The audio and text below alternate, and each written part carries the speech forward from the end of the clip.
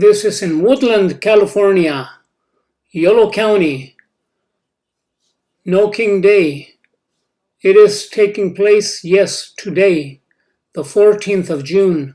First one of however many come to be in the future. God help us.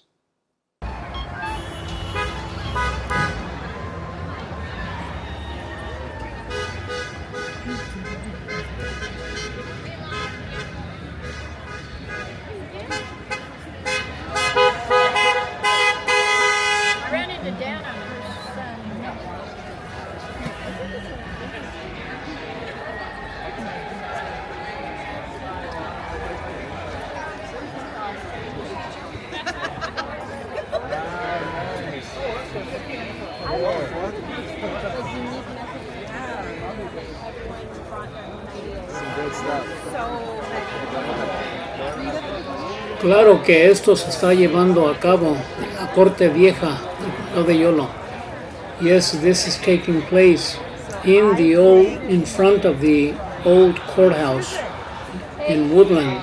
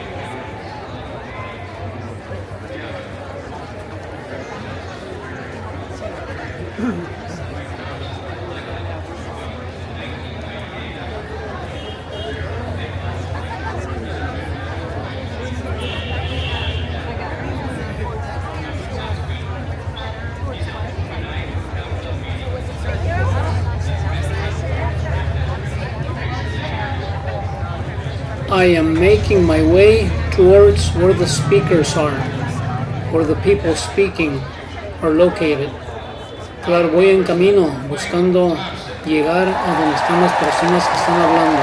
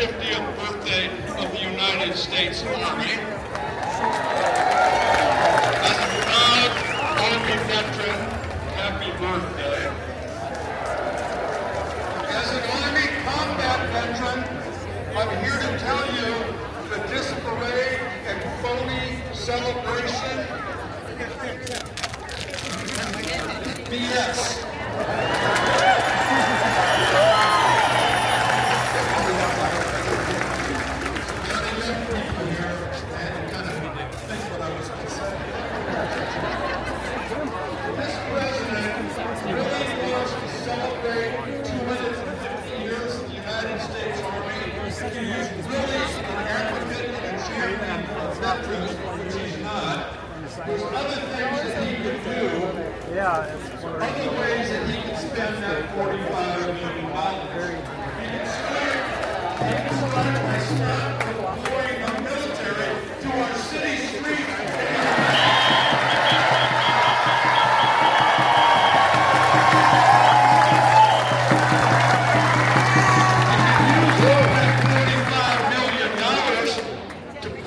Child care to military families.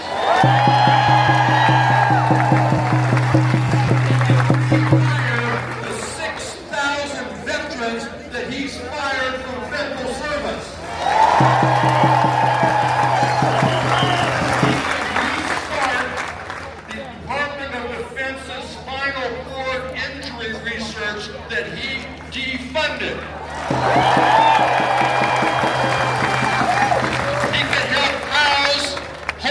Veterans. That $45 million could be spent in a lot of different and much better ways.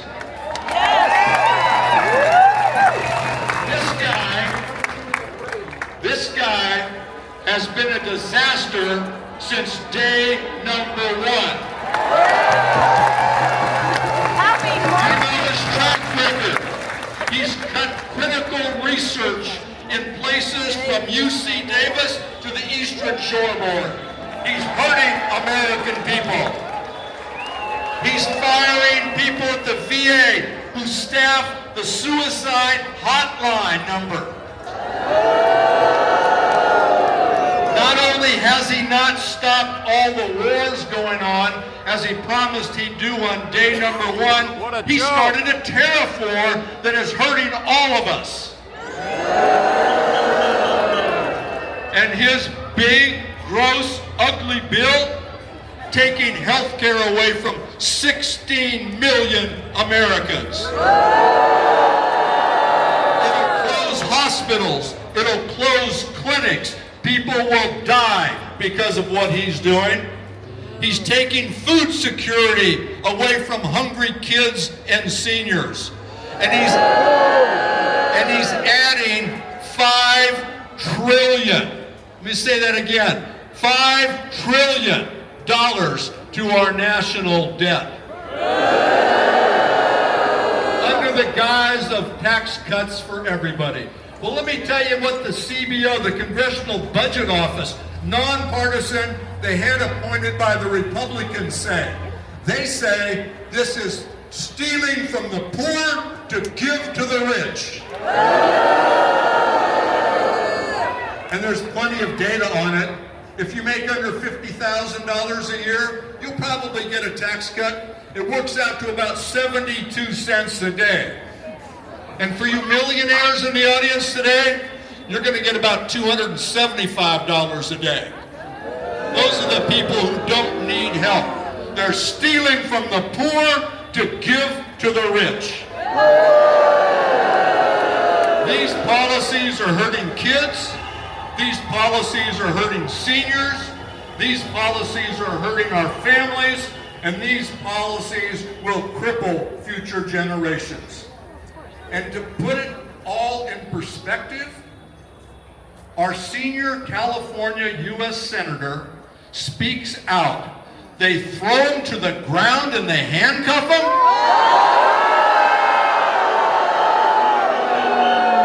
Alex Padilla was doing his job. Alex Padilla was asking questions to get answers to all the questions that all of us have.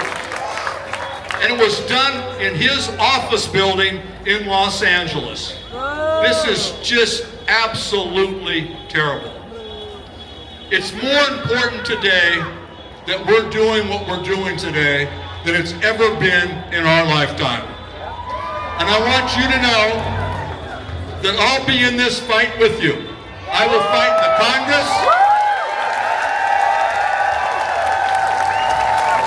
I will fight in the courts. And I will fight with you in the court of public opinion. I'll continue to fight with you every step of the way. And as our former great House Speaker is fond of saying, now is not the time to agonize, Now is the time to organize.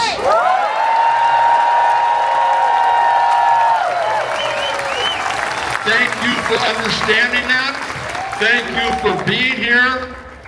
And remember, the times have found us.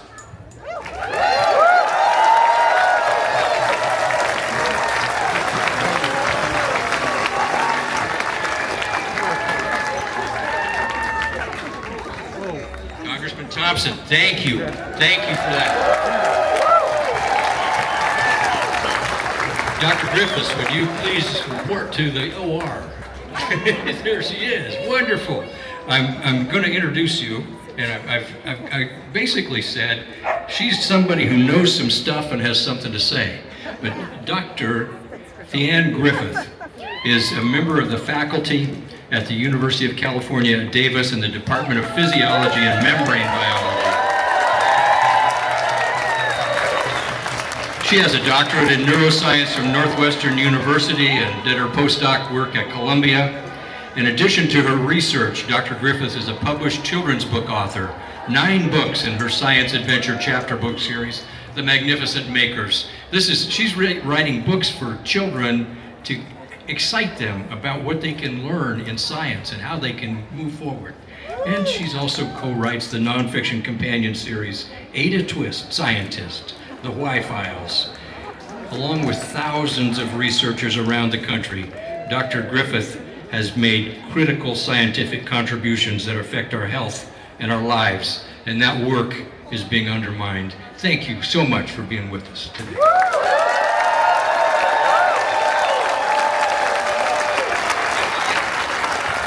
Thank you so much. I'm honored to be here.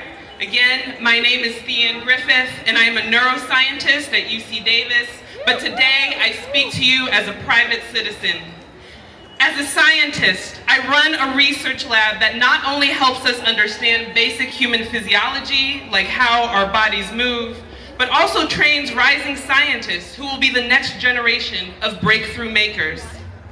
I thought a lot about what I wanted to talk to you all about today, and to be honest, I had a lot to choose from. I could talk to you about the drastic and overnight cuts to federal funding of science, many of which are aimed at programs that help address the systemic inequities that have led to underrepresentation of certain groups of Americans in science. I could talk to you about the censorship of science and the fact that words like woman and biodiversity are currently flagged. And if present in a grant, it requires reviewers to take a closer look and ensure that it aligns with the administration's current objectives, whatever those might be. And as you can imagine, man isn't on that list. I could also talk to you about the attacks on our universities and colleges and the attempt by our weak president to undermine their missions. But I could not ignore what is happening in the southern part of our state and across the country. The inhumane, immoral, unethical, outrageous, merciless, disgraceful, and violent attacks on hard-working members of our community. Today, I'm going to tell you a little bit about immigrants and their contributions to science. They do get the job done. Ksenia Petrova, a Russian biomedical researcher at Harvard Medical School, was detained by U.S. immigration officials in February 2025 after allegedly failing to declare frog embryo samples brought from France for research. Despite that the embryos were legal and non-toxic, her visa was revoked due to a customs declaration error. Petrova, who fled Russia after anti-war protests, now faces possible deportation and fears political persecution if returned. She's lost 4 months and counting of doing groundbreaking research centered on advancing our ability to detect cancer. Immigrants are not just contributors to American science. They are its architects, its builders, and include some of its boldest visionaries. Across every lab, every university, in every research institute in this country, you will find immigrants pushing the boundaries of what we know. My husband is one of them.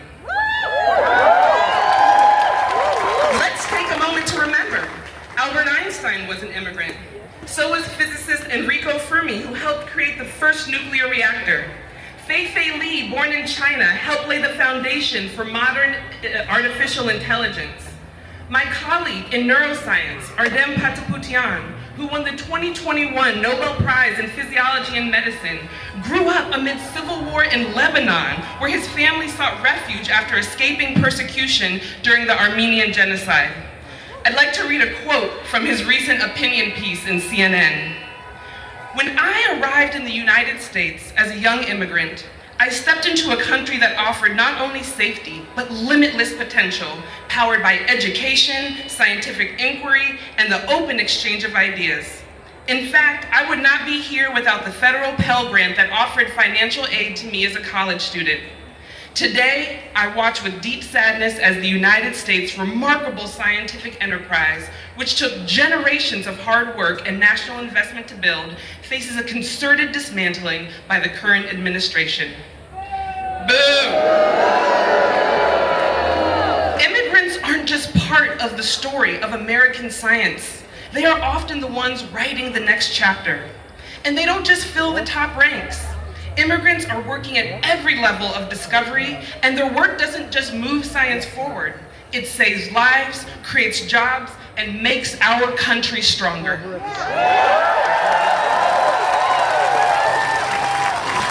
Why is this possible? Because science, at its core, rewards curiosity, not nationality. It doesn't care where you were born, it cares how you think. And immigrants bring something invaluable to the lab bench. Not just knowledge, but perspective. The experience of building a life from scratch in a new country instills resilience, creativity, and a refusal to give up. These are the same qualities that drive discovery. The next cure for cancer, the next climate breakthrough, the next generation of clean technology, it could come from someone whose name we can't yet pronounce, who just landed here with nothing but a suitcase and a dream. So let's stop pretending this is not normal. This is not just politics as usual. It's violence. My words have focused on the important role immigrants play in my field of work, but families are being ripped apart. Children are sleeping on concrete floors. Human beings are being treated like criminals for seeking safety, or opportunity, or dignity, or scientific discovery. So we will not whisper. We will not soften our voices. We will not stand by while families are torn apart and lives are destroyed.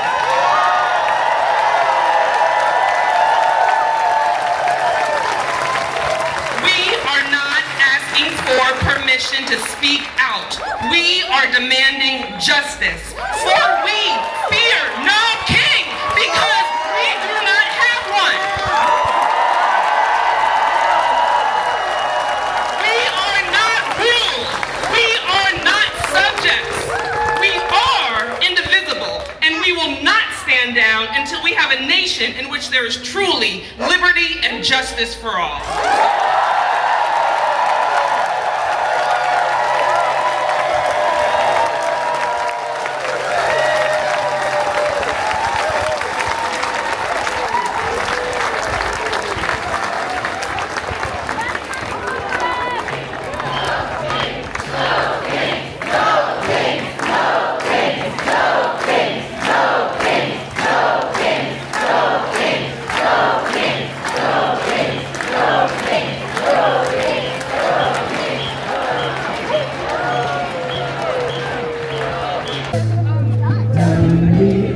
I've got to be where next time we stop.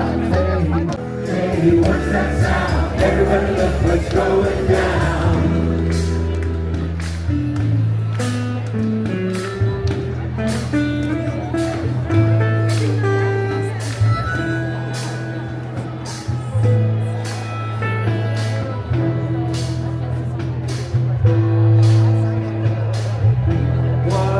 Day for the heat, 1,000 people in the street.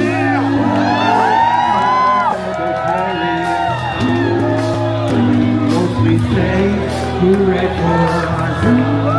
It's time we stop. Hey, what's that sound? Everybody look what's going down.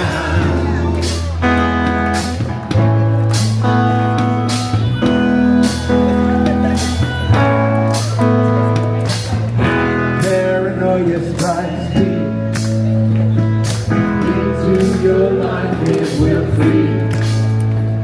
It starts when you're always afraid. It's about one that comes and takes you away. You better stop. Hey, what's that sound? Everybody look what's going down. Hey, what's that sound? Everybody look what's going down. Hey, what's that sound? Everybody look what's going down.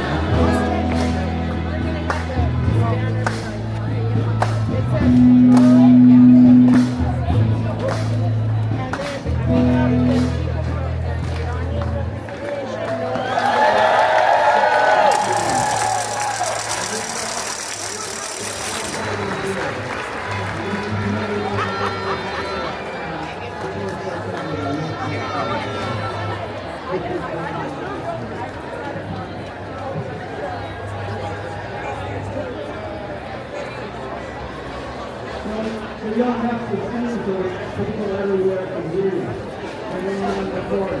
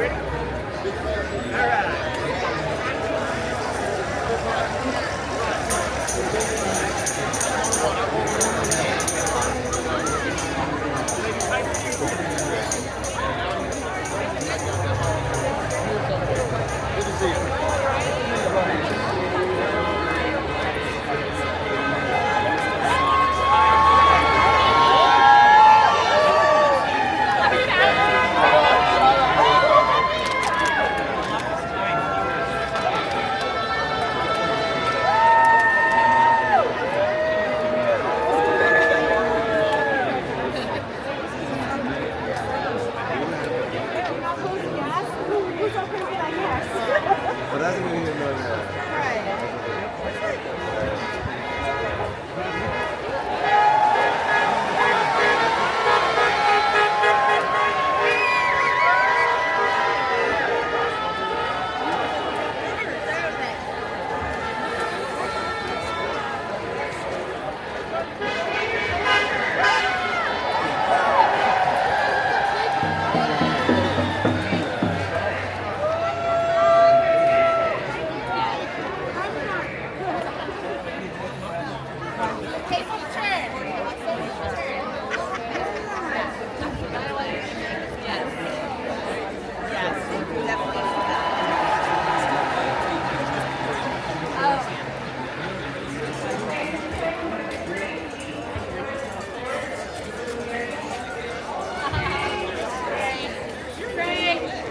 And the trifle?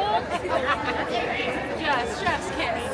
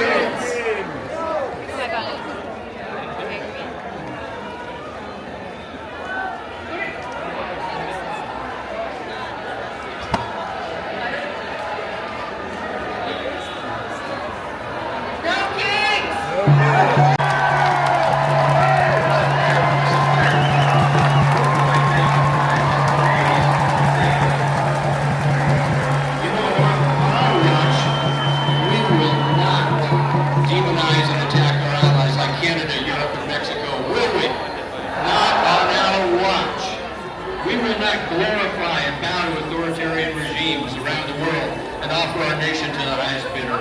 Not on our watch. Not on our watch. Every person has a right to their own identity. That is our watch. Our next speaker is really delighted.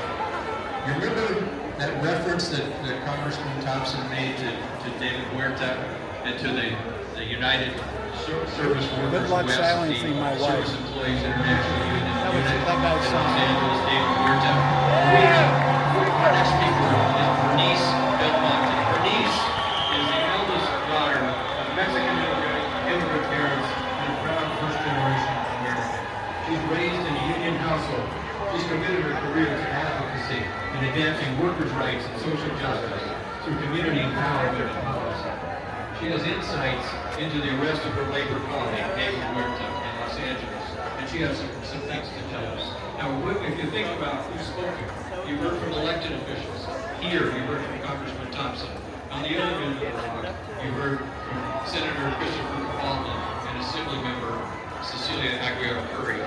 Lucas Frericks, our county supervisor for District 2, was very instrumental in putting this together. Our elected officials need to take the stands that we lead them to, but understand We are all in this together, whether you're a researcher at UC Davis, a janitor at the airport, a teacher, a city council member, any walk of life, we are together. Please welcome Bernice Belmonte from SEIU.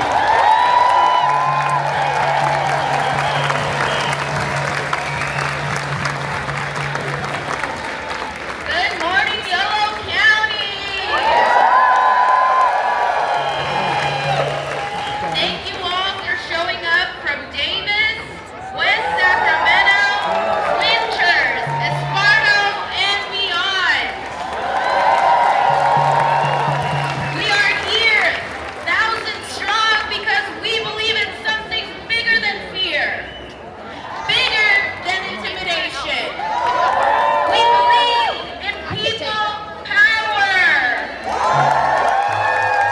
We believe in democracy. And we believe that organizing across race, class, immigration status, and geography is how we win. My name is Bernice Rosas Belmonte, and I'm proud to be a labor representative with United Service Workers West. Our union represents janitors, security officers, airport workers, essential workers who keep California going. Last week, our union president, David Huerta, was violently arrested in Los Angeles while observing an ICE workplace raid. That's right. David was assaulted and injured during the arrest. As you all know, David is a labor leader who serves as a voice for dignity and justice. He has a long history of standing up for all workers and advocating for the rights of immigrant workers. He was released on Monday after 3 days in federal custody and has been charged with a federal crime. Let's be clear. We disagree with these unjust charges and with the violent treatment of our union president, David Huerta. The current militarization of our streets is about sending a message to all of us that if you organize or if you protest for immigrants and working class people, you will be punished. We will not be deterred, and we will continue to engage in peaceful, non-violent protest. We are here today to send a different message. We are not afraid, and we're not backing down.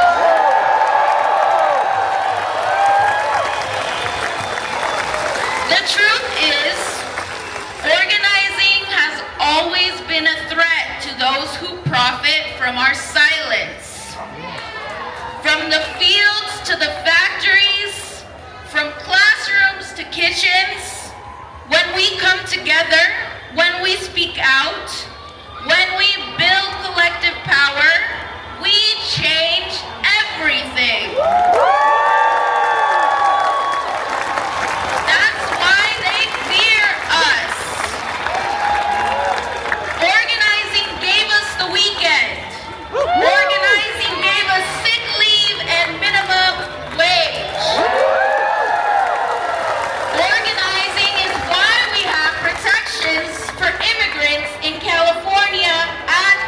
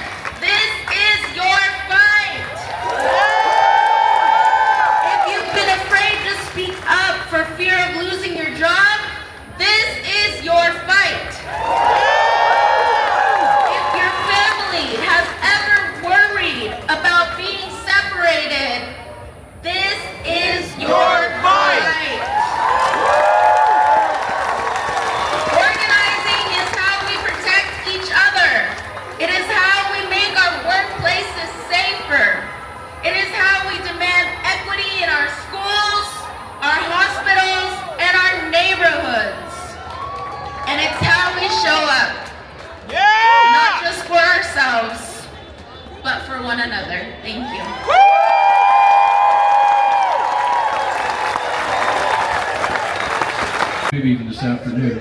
Everybody's going to be able to walk home and know that you did the right thing today. So let's be sure. Let's be sure that that's the case. Okay. Someone wants to sell American lands and turn national parks over to private interests, and we say, not on our watch. They want to slash funding for education. They want to get rid of common sense gun regulation. They want to remove funding for Veterans Affairs. Criminalize abortion and restrict health care for women. No, not on our watch. Instead, we raise our voices together and we'll keep turning out for these peaceful marches and rallies. And we'll stand for honesty, love, respect, and kindness. We'll connect with others and share our deep concerns and find small and large actions every week to fight back against the chaos and the cruelty and the horrific overreach. We've heard today that we the people are the ones who must be heard and must be followed. And we know that Taco Trump and his cronies will back down when we stand up. When we stand up. This is our line, and we're drawing it here. Thanks, everybody. Thanks for coming out, standing in the crowd. Thanks to all of the speakers, for everyone who's done their best to keep us on our mission. And we say no, not on our watch to kings, to government overreach. Not on our watch. Odd man out. Sing us out. Thank you, everybody. And please, as you exit, be careful, be kind, walk steadily and safely. And thank you from the bottom of my heart for being here.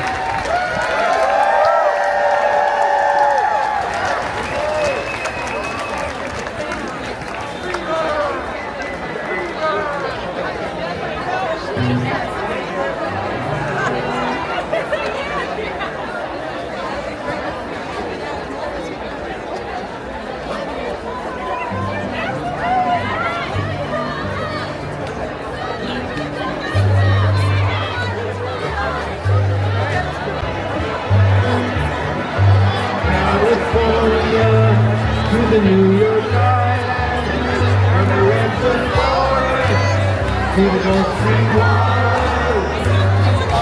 This land was made for you and me. There's nothing more big than the highway. Stop on me, that endless skyway. I saw the lonely and golden valley.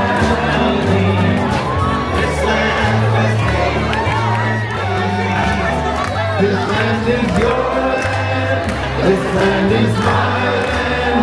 From California to the New York Island, from the redwood forest to the Gulf Stream waters. This land was made for you and me. I roamed and rambled and followed my footsteps to the sparkling sands of her diamond desert. While all around me, my voice was sounding. This land was made for you and me. This land is your land. This land is my land. From California to the New York Island, from the redwood forest to the Gulf Stream water. This land was made for you and me.